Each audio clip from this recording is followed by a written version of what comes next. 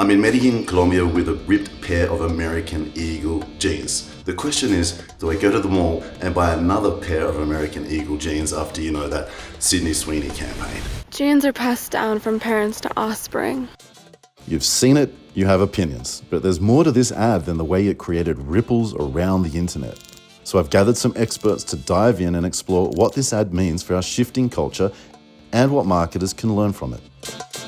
Genes are fundamental in determining the... Still can't stop being American. My genes are blue.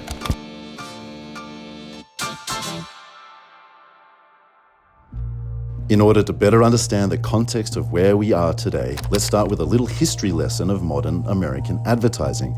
And to understand that history, let's look no further than one man, Edward Bernays. Bernays figured out very early on, 100 years ago exactly, identity is the ultimate currency. Don't sell the thing, sell who the buyer becomes. He borrowed from his uncle, Sigmund Freud, and psychology, targeting our subconscious mind. Bernays opened the door, and a whole century walked through it.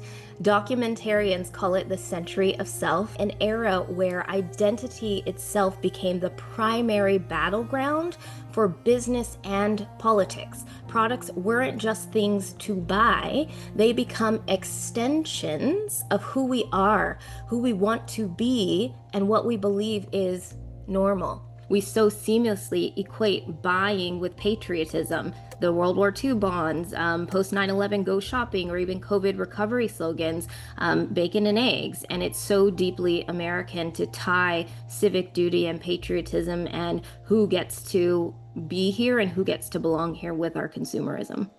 If history shows us that identity is the main driver of American consumerism, what happens when people feel excluded from the very world being marketed to them?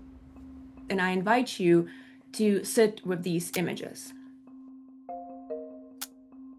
Whether you're looking at these images and you're finding discomfort, awkwardness, maybe even affirmation of your own lived experiences, or resistance to these images because of who you are and how you move through the world and things that you haven't had to think about. Those who have grown up seeing themselves either not represented sufficiently or actively misrepresented in advertising know all too well the kind of influence that advertising communications have on the definition of human value. The point here is that these choices are far from neutral. Imagery carries influence and it carries impact, and it creates for us the world that we have come to know as ordinary.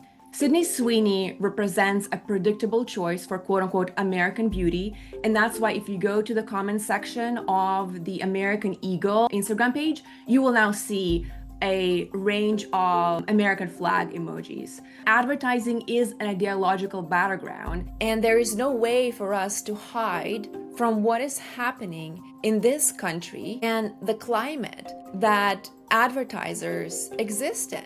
And then the choices that advertisers and marketing professionals are making when they decide how to navigate these political currents matter.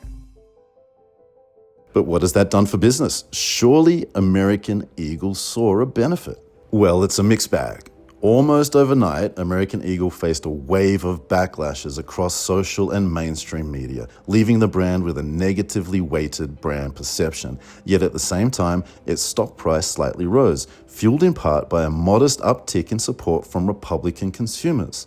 The result is an incomplete picture so far, one that raises the question of what lessons we can really draw. We're losing the plot on what should drive our decision making, and that is logic.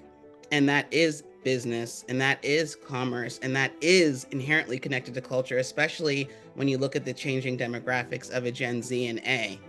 I saw someone say this morning that, well, they're appealing to a growing segment of the United States population. And I'm like, by whose measure? You know who these Gen Z and A folks are? Just already, most of them are not white and don't have blue eyes. Which is why it's disingenuous, harmful, and quite frankly, a slap in the face for a CMO of a company marketing to children and teens to say that it doesn't really matter if I use these sensitivities to push some buttons. So what do we do with all of this? We traced a line from Bernays and Freud to American Eagle and Sydney Sweeney, from selling patriotism to selling beauty to selling GENES. And if there's one thing this campaign shows us, is that the link between morality and capitalism isn't clean. Advertising doesn't just sell products, it sells norms, ideals, and exclusions.